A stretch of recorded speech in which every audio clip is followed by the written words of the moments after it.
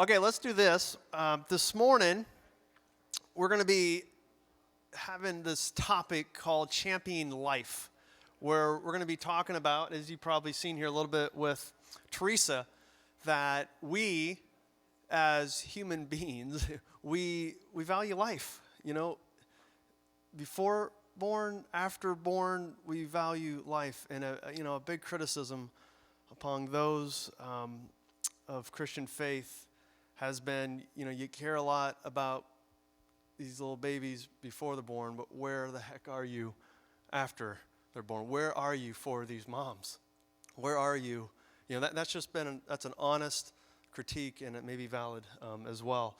And I think we're going to hear this morning a lot that, there's a whole lot of us that are there, that are really striving hard to be there for both.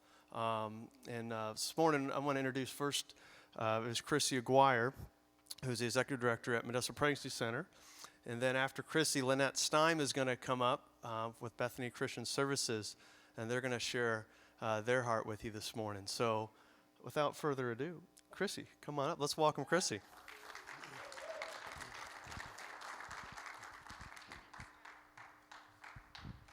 Well, thank you for welcoming me this morning. I'm excited to be here. I'm just going to share a little bit about my story and where I've come from and the path that I've taken in the last 50 years of my life. I've lived in Modesto all my life. I was born and raised here, have never left. But I was not raised in a Christian home. I grew up, did not know the Lord, just went to school at Downey, graduated.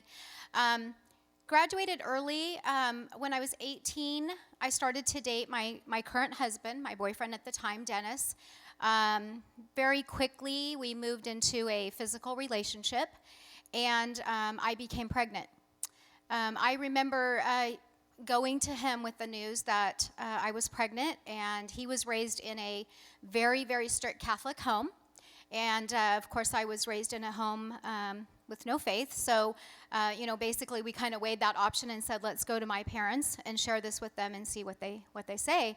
So we went to them, and my parents, just had really high expectations for me. My father thought I was going to go to college and graduate with a communications degree and be on the news, a news anchor woman. That was his dream for me.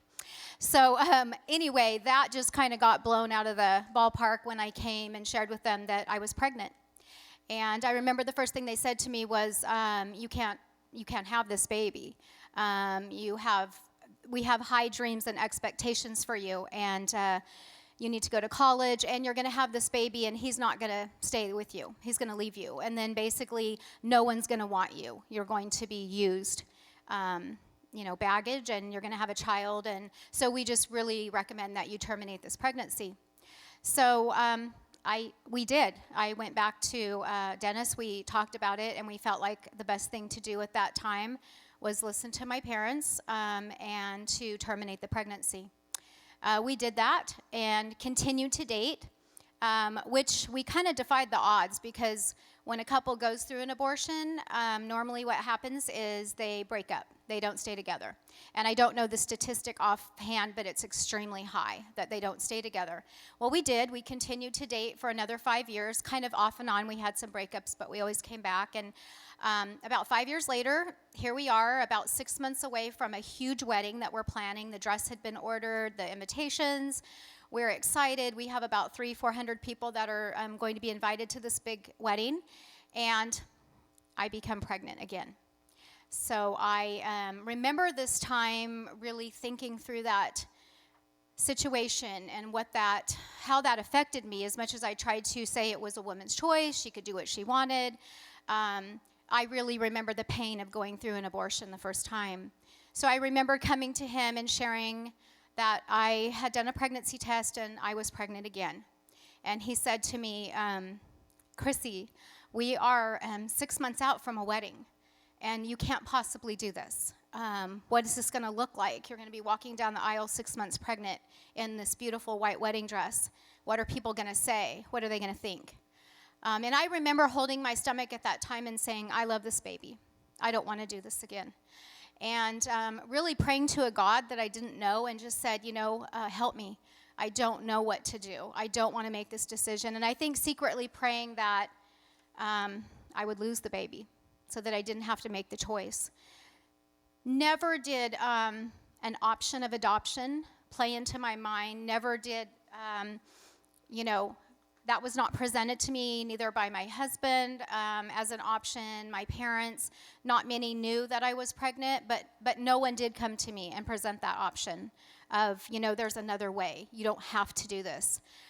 So I really just put it aside for a few weeks and just kind of thought, I don't know what I'm going to do. And a few weeks down the road, I began to spot, and I thought, well, okay, maybe this is an answer to my prayer.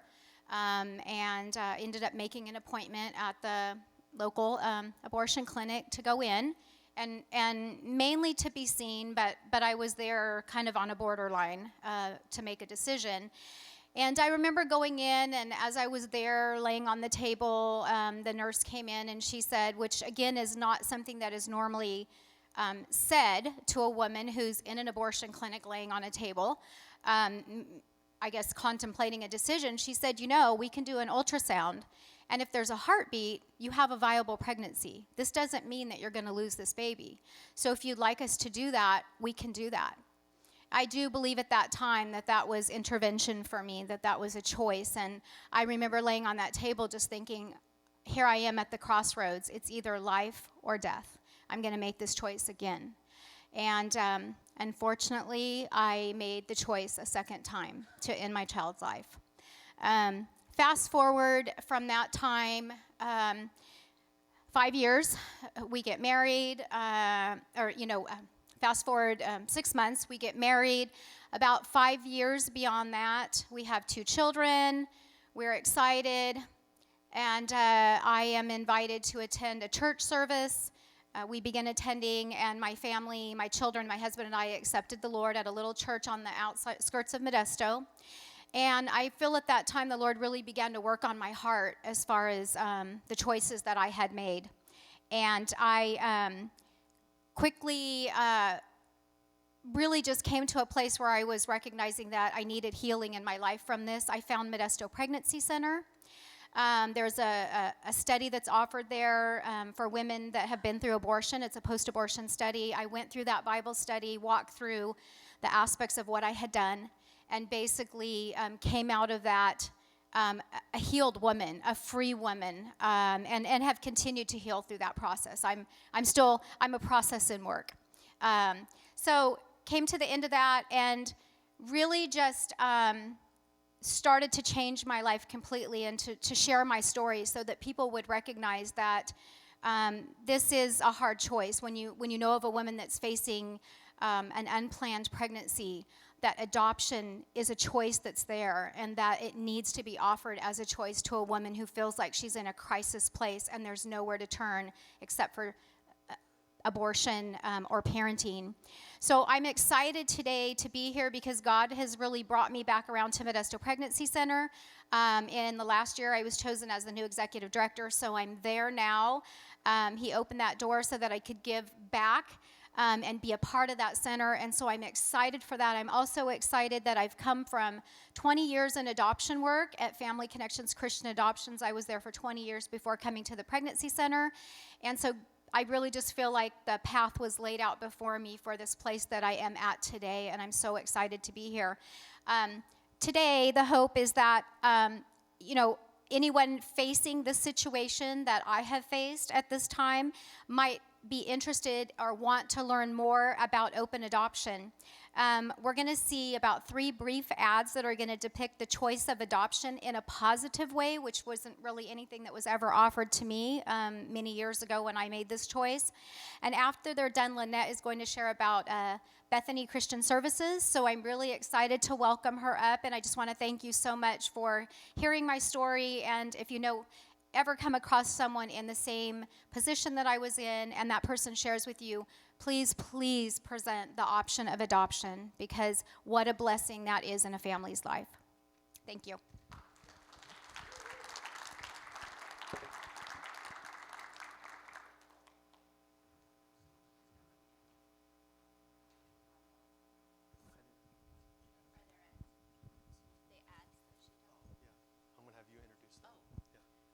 Oh, I thought Chrissy was, okay.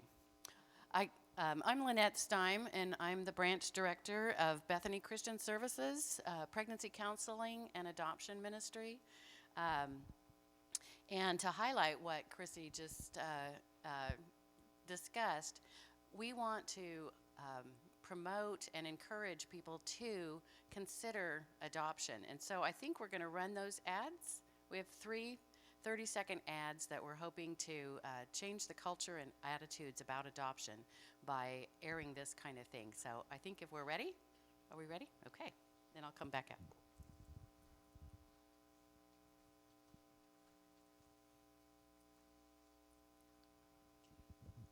I was adopted when I was 3 days old. My family loves me a lot. I love them just as much as they love me, both my adoptive family and my birth family. My birth mom was 16 and pregnant. I can't even imagine how hard it was for her. But she chose life and made me possible. Turned the unplanned into a loving plan.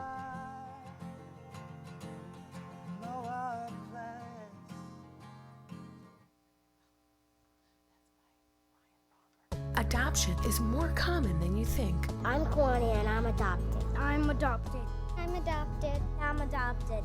My name's Jasmine and I'm adopted. Christ was adopted. Through open adoption, birth parents choose the family that will love their child. Please open your hearts to those struggling with an unexpected pregnancy. Turn the unplanned into a loving plan.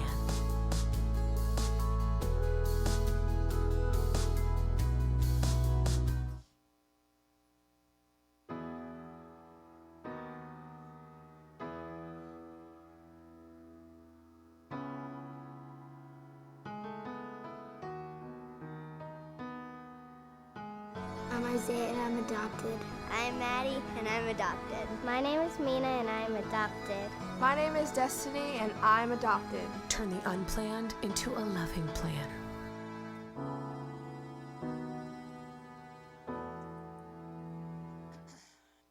Okay, so those are 3 ads trying to change the culture, but I'm getting ahead of myself a little bit. Let me just tell you a little bit about Bethany Christian Services. It's a ministry that I've been a part of since 1981, way back then. I got involved after I read a tract by Melody Green called Children, Things We Throw Away, and it just broke my heart. And I knew, I just received my master's degree in social work, and I knew right away that I needed to do something to serve these women. And we all have our journey, right, as to how to get involved. So Bethany's now been around for 70 years. Our head office is in Grand Rapids, Michigan. We're in 115 locations around the countryside, and we're in 23 different countries. And we're all about child welfare and serving women and children. We do family preservation, foster care, all sorts of child welfare services around the globe. And it's just a gift to be a part of a Christian ministry for essentially my whole career, so far, anyway. But today we want to focus. Well, let me just say, our local branch of Bethany, we cover all the way from Bakersfield to the Oregon border and all the way over to the Bay Area. So we serve clients all over the north half of the state, which is a lot. And there's 22 of us on staff in Northern California, and we have Bethany's house here, which is a maternity home, a place for women to come and stay when they're facing their unplanned pregnancy. So today, 49%, well, let me back up. About 3 million women in the United States will face an unplanned pregnancy this year. About half of them will single parent. Almost the other half will abort. We're talking less than 1% of those facing an unplanned pregnancy will consider and make an adoption plan for their child. So this 1%, the title of our morning initially was going to be Adoption, the Forgotten Option. And as we hear, just like in Chrissy's story, and in so many, women never even consider or think of the possibility of placing their child for adoption. It has become a taboo choice. In teen parent programs, we have clients in teen parent programs who, when we come and share about adoption as an option, clients tell us, don't call me out, because if you tell this group of people, my peers, that I'm making an adoption plan, I will be ostracized. So this choice, which is an incredibly sacrificial, loving act, has now become a negative, worse than terminating the pregnancy. Are we aware of this in the church, in our communities, if we want to build a culture of life? Are we aware of how shunned this choice is? We know how to celebrate the family who receives a child into our community, but what do we do with the woman who has made this, in our view, heroic, life-affirming choice, and then chosen a family who is ready, willing, able, educated, able to embrace her into their extended family? What do we do for her? So I would just encourage you to think about ways that your church or your community can partner with organizations like us. We do a birth mom luncheon. We do, just helping us serve the women at the house. That's a almost $200,000 venture every year, and it's supported by the Christian community. We couldn't do it without, we're completely supported by our adoption fees and donations. So just a little plug there. So why is it the 1% then? I think there's a spiritual battle going on. The thief comes to lie, kill, and destroy, right? We know this. And so what do they need? We need the truth, and we need life. This is a confidential and private thing. Chrissy, you probably didn't go to a whole lot of people and share your pain. Women don't do that. They panic. We're in we know now, most abortions will occur within the first week or 9 days of discovery of their pregnancy, or the positive pregnancy test. There's a panic on. And how do we make decisions when we're in a panic stage? We don't make good decisions when we're in that flight or fright stage. There's ignorance about open adoption. There's the throwback from secretive adoptions that have been done in the past, and so we're reaping what we sowed generations ago when we pretended what was true wasn't true in our families. So open and honest adoptions has to be the way things are done. Culturally, I don't know if you go to movies, but I got dragged to one of those Avengers movies recently. Sounds like you did too, Rick. And does anybody know Thor and Loki? Thor? Okay. Thor, let's see. I'm not sure exactly how it went. But anyway, Thor, I think, has a brother. Is it his brother's named Loki? Yeah. Anyway, Captain America says, we have to deal with Loki. He's bad news. Now you watch out. That's my brother. And Captain America says, he killed a bunch of people last week. And then Thor says, he's adopted. And just like you laughed, it's, that comment is in the cultural milieu, right? We all laugh, and yet it dishonors everyone in the theater, everyone who watches that movie, who is a part of that adoption experience. It dishonors the child. It says everything wrong with this particular human is how he entered this family. And it dishonors the woman who made that choice. So in that theater, in that dark theater, how many people are going in their heart of hearts saying, oh, this is shame-based. I shouldn't have done that. So we need to change our culture. And another reason, 40 years of exhaustion, I think, around the whole pro-life issue. We've had basically open abortion's just been free and available since 1973, and people are tired of the topic, so we don't want to talk about it. I'm surprised we don't have a big crowd here today. I'm not surprised, I should say, because people aren't tired. They don't want to talk about this. This is a messy topic. It confuses us as to how we should approach women and the sin that's involved. What I'm really excited about is our new partnership with pregnancy centers in the Bay Area who are just like locally here. They're helping women who are finding out that they're pregnant.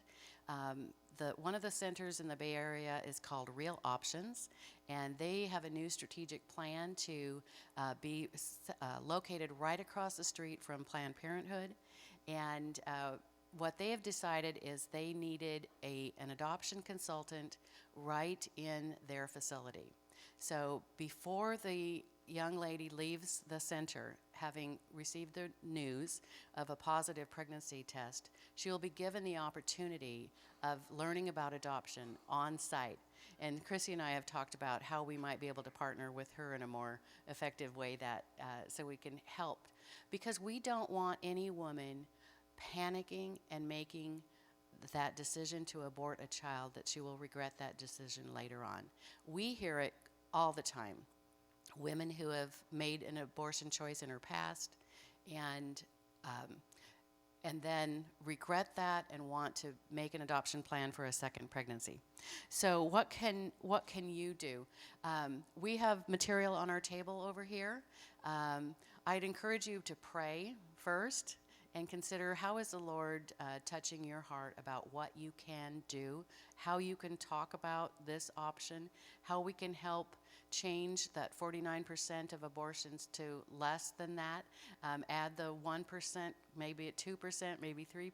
It's still going to be a difficult choice. We believe those who can parent should parent, obviously, but refuse in your sphere of influence to allow negative comments about adoption. Speak positively about those who have been adopted and who adopt.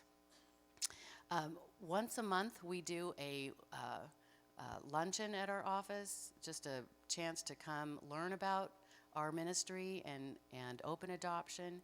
I'd encourage you to come. We have a little form or a card you can pick up at the table that'll give you all the information you need on that. So, and the other thing, on your tables, there's a little green card. That is what we call a sidewalk card because that card has saved many lives. But it's usually handed out on the sidewalk in front of an abortion clinic. It doesn't have to be. You can be anywhere. You can be at Starbucks. You can be at church. You can be anywhere. And if you hear of a situation, something becomes known to you, this card says you still have choices. Take time to think about it and call or text one of our social workers. And Sandra here is one of our pregnancy counselors, if you want to say hi. So I would encourage you to do that. We've had women who have been headed right into a late-term abortion and have met a prayer warrior on the sidewalk outside the clinic, and she's been given this card, and she's changed her mind, and they've come to Bethany, and they've made adoption plans. We've seen that many times, and it's just a thrill to know that one little card and an opportunity to share can change the life of a child. So thank you for the opportunity to share today. I see Jeff standing up, so I think that's my cue. Thank you. Thank you, Lynette. You know, this whole idea of, not more an idea, the reality that's before us today is overwhelming, isn't it? I mean, what can we do? And I'm here to make it really clear that we can each do something. And we know people who can each do something. And maybe it's in small ways, maybe it's in big ways, but we truly can each do something. In our county, from what I'm told, there are over 600 children who need a home for a short time or a lifetime. That seems quite overwhelming, doesn't it? But did you know that also in our area, there are over 600 churches in our area? I mean, this is not some completely overwhelming, is it? I mean, this is doable. And I'm not just suggesting that just people of a church should be getting involved. And the whole community came together. I mean, man, there could be healthy, stable homes for all of our children. You know, I mean, some of us are really concerned about the graffiti that's coming up all over town. We're concerned about gangs. And we can keep spraying it over, and we should. But systemically, if we're going to really get at this issue, we need healthy, stable homes for all of our children so they don't join, pseudo-like families, right? And what I want to do is introduce to you this website that we have, given to our community that has said, hey, here's some ways that you can get involved. It's at loveallourkids.com. So loveallourkids.com. And we've got some different buttons here that I want to walk through on this website. And really, this whole Love All Our Kids was birthed out of, first of all, it was birthed out of Love Modesto. The idea that what can we do more sustainable efforts, not just a one day a year, but more sustainable ways that we can, love, those in our community. It was also born out of, about 5 years ago, a number of our pastors went on a prayer summit and they came down the hill and says, we need to do something about the fatherless in our community. And then it was, last thing I think it was really inspired by this movement that's going on in Colorado. About 5 years ago, there's about 700 kids in the whole state of Colorado that needed homes for kids for a short time or a lifetime. In the last few years, that number is now down to, as I just heard it real recently, right around 300. And the number one way that they have reduced that number so significantly is getting these agencies and these organizations into church hallways. And this last fall, we had 11 churches that had these agencies and organizations in their church hallways. And we're hoping and praying that this coming fall, that number will go even up. So if your church, or if you know of a church that would be interested in having, getting these stories out in our hallways, please let me know afterwards, because I'm getting that, or I'm already getting dates reserved right now. So here, let's walk through these buttons. Volunteer.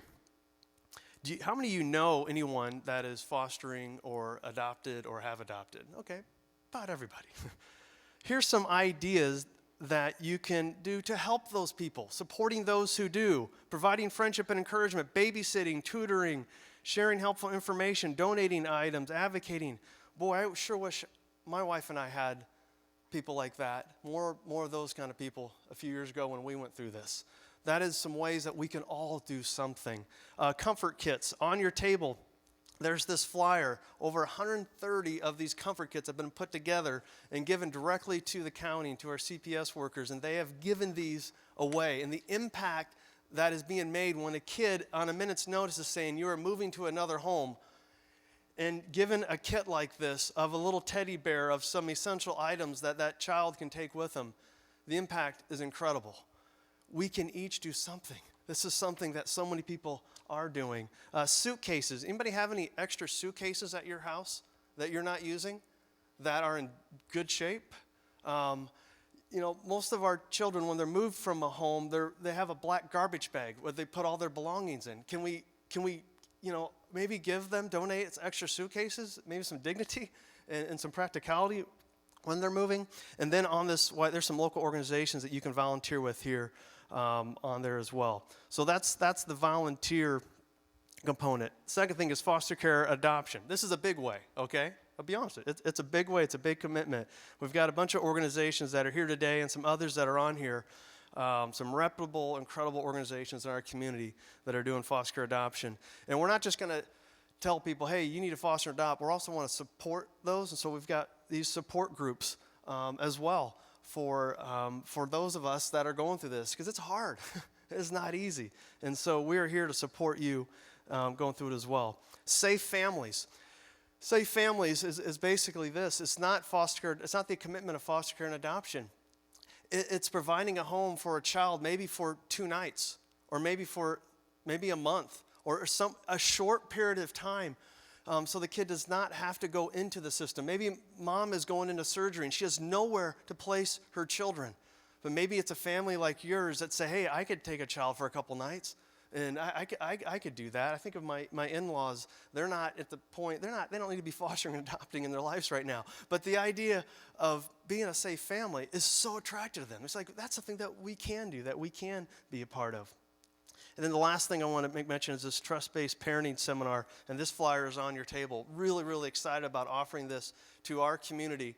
It's a seminar really for those that are fostering, that have adopted, but really it's for everybody. Because I have a bio kid and a kid that we've adopted.